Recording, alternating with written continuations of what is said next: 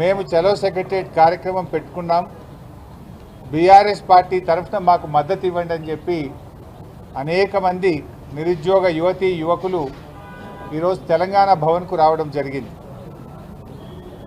వాళ్ళు చెప్పడం, గతంలో మేము సిపిఎం పార్టీ ఆఫీస్ కూడా వెళ్ళాం. మా కార్యక్రమానికి మద్దతు కోరితే సిపిఎం రాష్ట్ర కార్యదర్శి వెస్లీ గారు కూడా మా నిరుద్యోగ యువతకు మద్దతు ప్రకటించారు. బీఆర్ఎస్ పార్టీ కూడా మాకు మద్దతు ఇచ్చి మా నిరుద్యోగ యువతను కాంగ్రెస్ పార్టీ దారుణంగా మోసం చేసింది. మేము ప్రభుత్వం మీద ఒత్తిడి పెంచడానికి మీ సహకారం కావాలని చెప్పి యువత అంతా కూడా మమ్మల్ని కోరారు. బీఆర్ఎస్ పార్టీ నిరుద్యోగ యువతీ యువకులకు స్పష్టమైన హామీ ఇస్తూ ఉంది.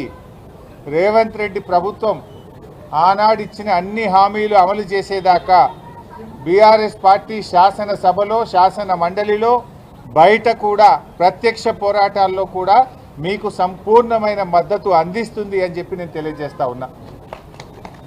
బీఆర్ఎస్ పార్టీ మొదటి నుంచి కూడా కేసీఆర్ గారి నాయకత్వంలో స్థానికులకే ఉద్యోగాలు దక్కాలని రాష్ట్రపతి ఉత్తర్వులను సవరించి 95% ఉద్యోగాలు స్థానికులకు దక్కే విధంగా రాష్ట్రపతి ఉత్తర్వులను సవరించి ఆర్డర్లు తెచ్చింది బీఆర్ఎస్ పార్టీ. గతంలో 40%, 30% జోనల్ వ్యవస్థల్లో ఇతర రాష్ట్రాల వాళ్ళు వచ్చి ఇక్కడ ఉద్యోగాలు పొందే అవకాశం ఉండేది. కానీ ఇవాళ అచ్చంగా తెలంగాణ బిడ్డలకే 95% ఉద్యోగాలు దక్కేలా చేసింది కేసీఆర్ గారి ప్రభుత్వం. అంతేకాదు బీఆర్ఎస్ ప్రభుత్వం, కాంగ్రెస్ పార్టీ అనేక అబద్ధాలు, గోబల్స్ ప్రచారం చేసింది. నేను ఈరోజు రిలీజ్ చేస్తూ ఉన్నాను. 1,62,000 ఉద్యోగాలు బీఆర్ఎస్ ప్రభుత్వం మా హయాంలో ఇచ్చాం. ఇందులో చాలా స్పష్టంగా ఏ డిపార్ట్మెంట్ నుంచి నోటిఫికేషన్ ఇచ్చాం, ఏ రోజు నోటిఫికేషన్ ఇచ్చాం, ఎన్ని ఉద్యోగాలు నియామకం చేశాం, మొత్తం 1,62,000 ఉద్యోగాలు బీఆర్ఎస్ హయాంలో ఇచ్చినటువంటి వివరాలను నేను ఈరోజు రిలీజ్ చేస్తూ ఉన్నాను. రేవంత్ రెడ్డి ప్రభుత్వం ఏంటంటే అసలు బీఆర్ఎస్ ఉద్యోగాలే ఇవ్వలేదని ఒక గోబల్స్ ప్రచారానికి పాల్పడుతూ ఉన్నారు. 95% తెలంగాణ బిడ్డలకు ఉద్యోగాలు దక్కేలా చేసింది బీఆర్ఎస్. 1,62,000 ఉద్యోగాలను నియామకం చేసింది బీఆర్ఎస్. ఇవాళ మరి రేవంత్ రెడ్డి గారు ఆయన అసెంబ్లీలో రిలీజ్ చేసిన జాబ్ క్యాలెండర్ ఇది. అసెంబ్లీలో మేము చాలా పట్టుబట్టాం. అడ్జర్న్మెంట్ మోషన్ ఇచ్చి ఏమైంది నీ జాబ్ క్యాలెండర్ అని బీఆర్ఎస్ పార్టీ అసెంబ్లీలో గట్టిగా ప్రశ్నిస్తే దీని మీద చర్చ పెట్టకుండా అసెంబ్లీలో టేబుల్ మీద పెట్టి సభ వాయిదా వేసుకొని పారిపోయింది.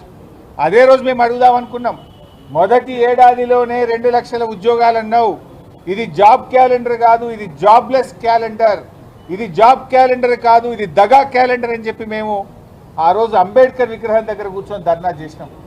డాక్టర్ బాబాసాహెబ్ అంబేద్కర్ విగ్రహం దగ్గర కూర్చొని కూడా బీఆర్ఎస్ పార్టీ ఆ రోజు ఈ కాంగ్రెస్ పార్టీ మోసాన్ని ఎండగట్టే ప్రయత్నం చేసినాం. తెలంగాణ అమరుల స్తూపం ముందు కూర్చొని కూడా చాలాసేపు మా నిరసన తెలియజేశాం. ఈ జాబ్ క్యాలెండర్ వాస్తవానికి ఇలా చెప్పిందే తక్కువ, కానీ ఈ జాబ్ క్యాలెండర్లో చెప్పిన దాంట్లో ఏ ఒక్క నోటిఫికేషన్ కూడా రాలేదు. ఐటమ్ నెంబర్ 5 మీరు చూస్తే ఇక్కడ ఏమన్నారంటే engineering and other post Transco, NPDCL, ఎస్పీడీసీఎల్లో అక్టోబర్ 24 నోటిఫికేషన్ ఇస్తామన్నారు. అక్టోబర్ 2024 పోయింది, 2025 వస్తుంది కానీ నోటిఫికేషన్ రాలేదు. రెండవది gazetted category engineering services, October 2024లో నోటిఫికేషన్ ఇస్తామన్నారు. ఇంతవరకు ఈ నోటిఫికేషన్ కూడా రాలేదు. అదేవిధంగా గ్రూప్ 1 ప్రిలిమినరీ అక్టోబర్ 2024లో, ఇందులో ముఖ్యంగా అసిస్టెంట్ కన్జర్వేటర్ ఆఫ్ ఫారెస్ట్ ఉద్యోగాలకు నోటిఫికేషన్ ఇస్తామన్నారు. ఈ నోటిఫికేషన్ ఇంతవరకు రాలేదు. అదేవిధంగా gazetted scale officers, degree and above professional services in department, corporations and societies జనవరి 2025లో నోటిఫికేషన్ ఇస్తామన్నారు. నోటిఫికేషన్ రాలేదు. DSC, mega DSC Ponnam Prabhakar గారు నిరుద్యోగ యువతపై కలిస్తే మంత్రిగా ఆయన హామీ ఇచ్చాడు, మేము మెగా డిఎస్సి ఇస్తున్నాం తొందరలోనే అని చెప్పారు. అసెంబ్లీలో పెట్టిన జాబ్ క్యాలెండర్లో కూడా ఫిబ్రవరి 2025న మెగా డిఎస్సికి పిలుస్తామని చెప్పారు. నోటిఫికేషన్ ఇంతవరకు రాలేదు. అదేవిధంగా ఫారెస్ట్ బీట్ ఆఫీసర్స్ ఫిబ్రవరి 25న నోటిఫికేషన్ ఇస్తామని చెప్పారు. ఇది కూడా రాలేదు. ఎస్ఐ కానిస్టేబుల్స్ ఉద్యోగాలకు ఏప్రిల్లో నోటిఫికేషన్ ఇస్తామన్నారు, అది కూడా రాలేదు. ఏది రాలే. మీరు పెట్టిన జాబ్ క్యాలెండర్లో ఒక్క నోటిఫికేషన్ కూడా రాలేదు. ఇది జాబ్ క్యాలెండర్ కాదు, ఇది దగా క్యాలెండర్, జాబ్లెస్ క్యాలెండర్, నిరుద్యోగ యువతను మోసం చేసిన క్యాలెండర్ తప్ప ఏమి లేదు. శాసనసభలో కూడా పెట్టి మాట తప్పిన పార్టీ కాంగ్రెస్ పార్టీ. అసెంబ్లీలో పెట్టారు మీరు, అసెంబ్లీలో పెట్టి కూడా ఒక్క ఉద్యోగానికి కూడా నోటిఫికేషన్ ఇవ్వలేదు. ఇకపోతే ఇవాళ రేవంత్ రెడ్డి గారు ఒక అబద్ధాలు మాట్లాడుతున్నారు. యువత అంతా కూడా ఇప్పటిదాకా పిల్లలు మోతీలాల్ కానీ, సింధు కానీ, ఝాన్సీ కానీ, గణేష్ కానీ, క్రాంతి కానీ, మల్లేష్ కానీ, శరత్ కానీ చాలామంది మాట్లాడారు ఇప్పటిదాకా. పిల్లలందరూ ఏమంటున్నారు, అన్న మాకు నోటిఫికేషన్లు కావాలి, ఈ ప్రభుత్వం ఉద్యోగాలకు నోటిఫికేషన్లు వేయడం లేదు, మేము నెలల తరబడి నోటిఫికేషన్లు వస్తాయేమో, అసెంబ్లీలో జాబ్ క్యాలెండర్ పెట్టారు కదా అని చెప్పి రూములు కిరాయికి తీసుకొని కోచింగులు తీసుకుంటూ అప్పుల పాలై చదువుకుంటూ ఇక్కడ ఎదురు చూస్తూ ఉన్నాం. 20 నెలలు కావస్తుంది గవర్నమెంట్ వచ్చి, ఒక్క నోటిఫికేషన్ వస్తలేదన్నా. మరి మాకు చాలా ఇబ్బంది అవుతుంది. ఒకవైపు ఫీజు రియంబర్స్మెంట్ డబ్బులు వస్తలేవు, ఒకవైపు రూమ్ల కిరాయిలు కట్టలేకపోతున్నాము. జాబ్ క్యాలెండర్ పెట్టారు, ఎన్నికల్లో హామీ ఇచ్చారు, నోటిఫికేషన్ వస్తదేమో అని ఎదురు చూసి కళ్ళు కాయలు కాస్తున్నాయి, నోటిఫికేషన్లు రావడం లేదు. పైగా రేవంత్ రెడ్డి ఉద్యోగస్తులు, నిరుద్యోగ యువత ఉద్యోగాలకు నోటిఫికేషన్లు వద్దు అని ధర్నాలు చేస్తుండని అబద్ధాలు మాట్లాడుతుండు, దొంగ మాటలు చెప్తుండు. మాకు నోటిఫికేషన్లు కావాలి అని పిల్లలు ఇవాళ తెలంగాణ భవన్కి వచ్చారు. అంటే రేవంత్ రెడ్డి బట్టేబాజితనం, డోకేబాజితనం ఇవాళ బయటపడతా ఉంది. ఇవాళ రేవంత్ రెడ్డి తీరు ఎట్లుందంటే ఏరు దాటినాక తెప్ప తగిలేసినట్లున్నది. ఆనాడేమో మొదటి ఏడాదే 2 లక్షల ఉద్యోగాలు అని చెప్పి అన్ని పేపర్లలో ఫుల్ పేజ్ యాడ్లు ఇచ్చారు. ఈ అడ్వర్టైజ్మెంటు ఆనాడు ఎలక్షన్ల ముందు ఏ పేపర్ చూసినా ఇందులో చూడండి, మొదటి ఏడాదిలోనే మొత్తం 2 లక్షల ప్రభుత్వ ఉద్యోగ నియామకాలు. ఏమి మరి ఇప్పుడు పిల్లలు చెప్తున్నారు, మేం చెప్పడం కాదు, ఇది వీడియో లైవ్ అయింది. పిల్లలు ఏం చెప్పారు, అన్న రేవంత్ రెడ్డి వచ్చిన 20 నెలల్లో 12,000 ఉద్యోగాలు ఇచ్చారని కొందరు అన్నారు, 11,000 అని కొంతమంది పిల్లలు అన్నారు. ఏది ఇచ్చినా 12,000 దాటలే. నువ్వు చెప్పింది ఏంటి, మొదటి ఏడాది 2 లక్షల ఉద్యోగాలు, కానీ 20 నెలల్లో దాదాపు 2 ఏళ్ళు పూర్తవుతున్నా నువ్వు 12,000 ఉద్యోగాలకు మించి ఇవ్వలేదు. యువతను నువ్వు మోసం చేశావు.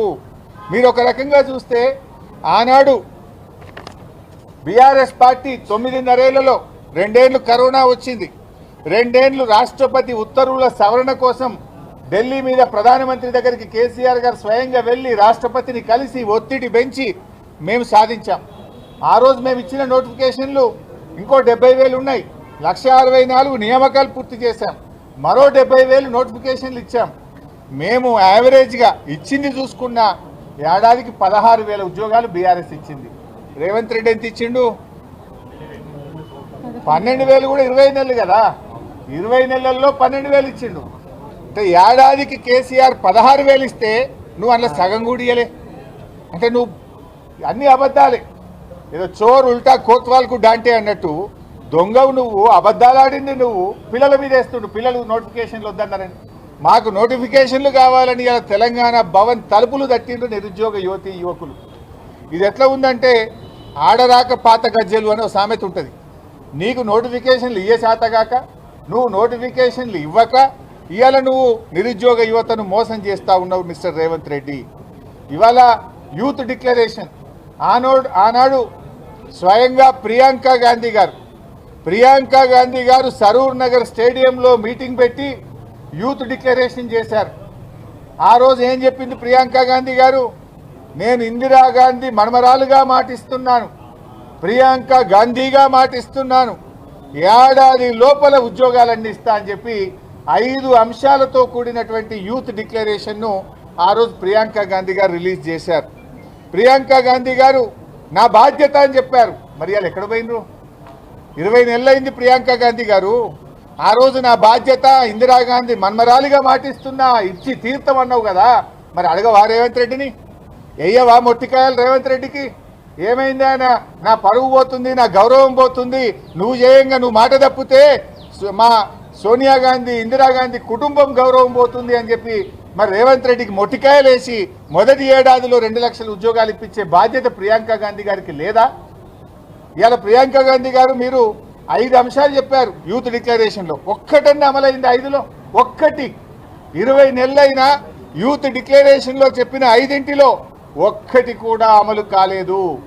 అమరుల కుటుంబాలకు నెలకు 25,000 పెన్షన్ అన్నావు, ఉద్యోగం అన్నావు, ఒక్క అడుగు ముందుకు పడలేదు. 2 లక్షల ప్రభుత్వ ఉద్యోగాలు మొదటి సంవత్సరమే ఇస్తామన్నారు, 5 పైసలు కూడా అందులో ఇవ్వలేదు. అదేవిధంగా మీరు అనేక అంశాలు, అమ్మాయిలకు స్కూటీలు ఇస్తాం, ఇంకా అందులో మాట్లాడుతూ ప్రియాంక గాంధీ గారు ఒక మాట అన్నారు, స్కూటీ అంటే నాకు చాలా ఇష్టమైంది, తప్పకుండా ఇప్పిస్తా స్కూటీలు అన్నారు. మరి 20 నెలలే స్కూటీలు ఏడవా? మీకు ఇష్టమైందే కదా ప్రియాంక గాంధీ గారు. ఒకసారి వచ్చి రివ్యూ చేయండి. గాంధీ భవన్లో కూర్చొని యూత్ డిక్లరేషన్లో నేను ఇచ్చిన హామీలు ఏడాదిలోగా చేస్తా అన్న 2 ఏళ్లు దగ్గరికి వచ్చింది, ఎందుకు అమలు చేస్తలేవు మిస్టర్ రేవంత్ రెడ్డి అని అడగాల్సిన బాధ్యత మీకు లేదా ప్రియాంక గాంధీ గారు అని చెప్పి నేను అడుగుతా ఉన్నా ఈరోజు. అదేవిధంగా జాబ్ క్యాలెండర్ ఇస్తామన్నారు, ఆ జాబ్ క్యాలెండర్ కాస్త జాలీ నోట్ల క్యాలెండర్ అయిపోయింది. జాలీ నోట్ అంటే చెల్లది కదా, దొంగ నోట్లు.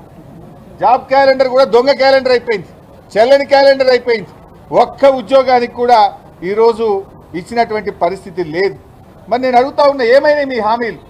అదేవిధంగా మీరు అన్నారు 75% ప్రైవేట్ రంగంలో రిజర్వేషన్ తెస్తాం, ఎస్సీ ఎస్టీ బీసీలకు మేలు చేస్తామన్నారు. ఎస్సీ ఎస్టీ బీసీలకు ప్రైవేట్లో రిజర్వేషన్ మాట ఎరుగు దేవుడు ఎరుగు, కానీ ఉన్న జీవో 29 రద్దు చేసి ప్రభుత్వ ఉద్యోగాల్లో కూడా ఎస్సీ ఎస్టీ బీసీలకు నియామకాల్లో దగా చేసింది ఈ కాంగ్రెస్ ప్రభుత్వం. అదేవిధంగా విద్యార్థి భరోసా కార్డు అన్నారు, విద్యార్థి భరోసా కార్డు ఎక్కడ కూడా వచ్చినటువంటి పరిస్థితి లేదు. నిరుద్యోగ యువతకు నెలకు 4,000 నిరుద్యోగ భృతి ఇప్పిస్తా అని ప్రియాంక గాంధీ గారే హామీ ఇచ్చారు. నిరుద్యోగ భృతికి అతిగతి లేదు, 2 ఏళ్ళైనా భృతి లేదు, 2 లక్షల ఉద్యోగాలు లేవు, 75% ప్రైవేట్లో రిజర్వేషన్ లేదు, విద్యా భరోసా కార్డు లేదు, జాబ్ క్యాలెండర్ దగా క్యాలెండర్ అయిపోయింది. 5 హామీల్లో ప్రియాంక గాంధీ గారు మీరిచ్చిన ఒక్క హామీ అమలైందా అని నేను ప్రశ్నిస్తా ఉన్నా. Is it not your responsibility to review? ఇదే రాహుల్ గాంధీ గారు కూడా, ఆయన కూడా వచ్చి అశోక్ నగర్లో సెంట్రల్ లైబ్రరీ మెట్ల మీద కూర్చొని నిరుద్యోగ యువతకు మాట ఇచ్చారు.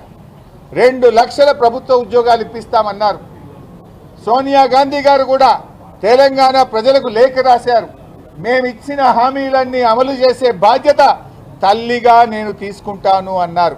మరి ఈరోజు సోనియా గాంధీ గారు అడగట్లేదు, అశోక్ నగర్ లైబ్రరీ మెట్ల మీద కూర్చున్న రాహుల్ గాంధీ గారు రివ్యూ చేయరు, సరూర్ నగర్ స్టేడియంలో యూత్ పాలసీని విడుదల చేసిన ప్రియాంక గాంధీ గారు ఈరోజు ప్రశ్నించడం లేదు.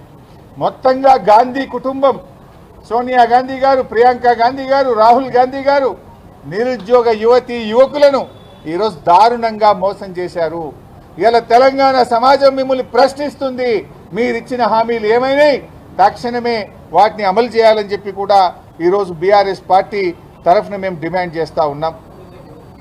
అన్ని గోబల్స్, రేవంత్ రెడ్డి మాట్లాడితే గోబల్సే మాట్లాడతాడు.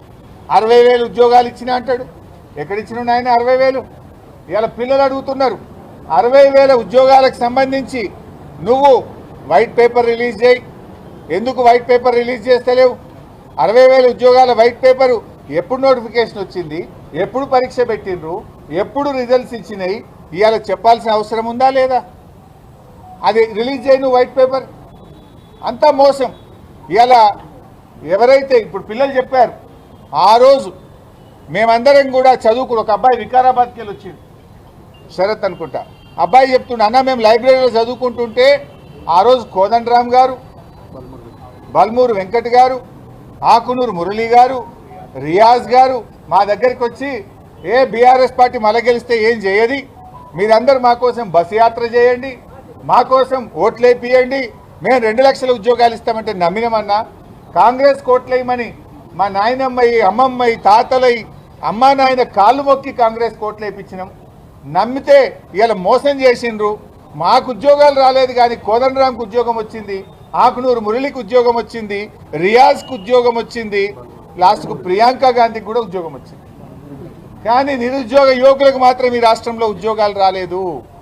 ఇలా వాళ్ళు ముఖం చాటేస్తున్నారు. అదే కోదండరామ్ గారి దగ్గరకో మురళి గారి దగ్గరకో రియాజ్ గారి దగ్గరికి పోతే అన్న మమ్మల్ని బెదిరిస్తున్నారు, మమ్మల్ని కొడుతున్నారు అని చెప్పి యువత, నిరుద్యోగ యువత ఈరోజు ఆవేదనతో మాకు చెప్పుకుంటా ఉన్నారు. పిల్లలు అడగడానికి పోతే బిడ్డని సంగతి చూస్తామని భయభ్రాంతులకు గురి చేస్తున్నారు. అక్రమ కేసులు పెడుతున్నారు పిల్లల మీద, ప్రశ్నిస్తే పిల్లల మీద దాడులకు పాల్పడతా ఉన్నారు. నిరుద్యోగ యువతి యువకులారా ధైర్యంగా ఉండండి, భయపడాల్సిన అవసరం లేదు. తెలంగాణ రక్తంలోనే ప్రశ్నించే తత్వం ఉంది. పోరాటంతోనే తెలంగాణ రాష్ట్రాన్ని కేసీఆర్ గారు సాధించారు. మీరు పోరాడండి, మీ వెనుక బీఆర్ఎస్ పార్టీ ఉంటుంది. మీకు న్యాయబద్ధంగా కాంగ్రెస్ పార్టీ ఇచ్చిన హామీలు అమలు చేసేదాకా మీ వెన్నంటి బీఆర్ఎస్ పార్టీ ఉంటుంది. మీ న్యాయబద్ధమైన పోరాటానికి సంపూర్ణమైన మద్దతు ఇస్తాం. రేపు శాసనసభలో కూడా బీఆర్ఎస్ పార్టీ మీకోసం గొంతెత్తుతుంది, ప్రశ్నిస్తుంది. మీ 2 లక్షల ఉద్యోగాలు వచ్చేదాకా ఈ కాంగ్రెస్ పార్టీని, రేవంత్ రెడ్డిని వదిలిపెట్టమని చెప్పి మీ అందరికీ ధైర్యాన్ని ఇస్తా ఉన్నాం.